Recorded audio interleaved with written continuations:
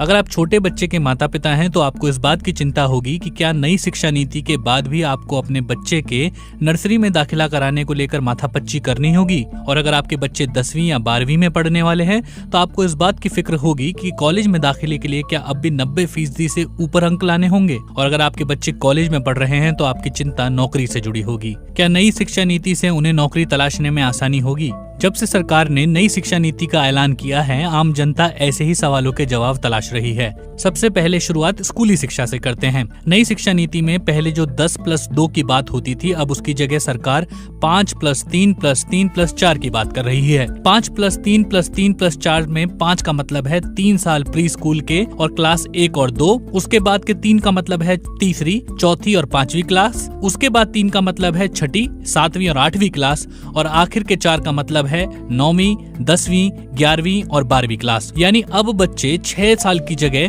3 साल की उम्र में फॉर्मल स्कूल में जाने लगेंगे। अब तक बच्चे 6 साल में पहली क्लास में जाते थे, तो नई शिक्षा नीति लागू होने पर भी 6 साल में बच्चा पहली क्लास में ही होगा, लेकिन पहले के 3 साल भी अब फॉर्मल एजुकेशन वाले ही होंगे। प्ले स्कूल के शुरुआती साल भी अब स्कूली शिक्षा से जुड़ेंगे। इसके अलावा स्कूली शिक्षा में एक और महत्वपूर्ण बदलाव है भाषा के स्तर पर। नई शिक्षा नीति में 3 लैंग्वेज फॉर्मूले की बात की गई है, जिसमें कक्षा 5 तक मातृभाषा, लोकल भाषा में पढ़ाई की बात की गई है। साथ ही ये भी कहा गया है कि जहां संभव हो वहां कक्षा 8 तक इसी प्रक्रिया को अपनाया जाए। संस्कृत भाषा के साथ साथ तमिल, तेलुगु और कन्नड़ भाषा में पढ़ाई पर भी जोर दिया गया है। सेकेंडरी एजुकेशन में स्कूल चाहें तो विदेशी भाषा भी विकल्प के तौर पर दे सकते हैं। स्कूली शिक्षा में तीसरी बात बोर्ड परीक्षा में बदलाव से जुड़ी है। पिछले 10 सालों में बोर्ड एग्जाम में कई बदलाव किए गए। कभी 10वीं की परीक्षा को वैकल्पिक किया गया, कभी नंबर के बजाय ग्रेड्स की बात की गई। लेकिन अब परीक्षा के तरीके में बदलाव की बात नई शिक्षा नीति में की गई है।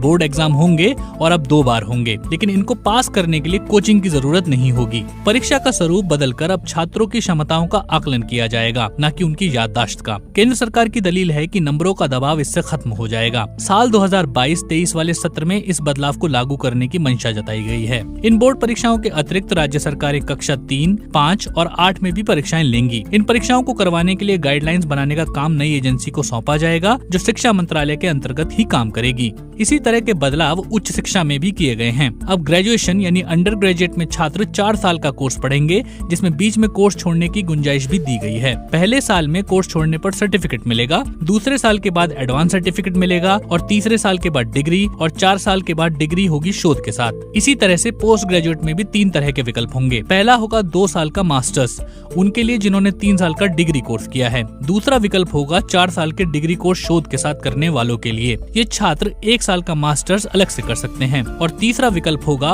5 साल का इंटीग्रेटेड प्रोग्राम, जिसमें ग्रेजुएशन और पोस्ट ग्रेजुएशन दोनों साथ ही हो जाएं। अब पीएचडी के लिए अनिवार्यता होगी 4 साल की डिग्री शोध के साथ। एमफिल को नई शिक्षा नीति में बंद करने का प्रावधान है। उच्च शिक्षा में स्कॉलरशिप के लिए नई शिक्षा नीति में प्रस्ताव है। इसके लिए नेशनल स्कॉलरशिप पोर्टल के दायरे को और अधिक व्यापक बनाने की बात कही गई है। प्राइवेट संस्थाएं जो उच्च शिक्षा देंगी उनको 25% से लेकर 100% तक स्कॉलरशिप अपने 50% छात्रों को देना होगा। ऐसा प्रावधान भी इस नई शिक्षा नीति में किया गया है। उच्च शिक्षा संस्थानों को ग्रांट देने का काम हायर एजुकेशन ग्रांट्स कमीशन करेगा। इसके अलावा इन संस्थानों के अलग अलग विभागों के लिए नियम, कानून और गाइडलाइंस तैयार करने की जिम्मेदारी भी होगी।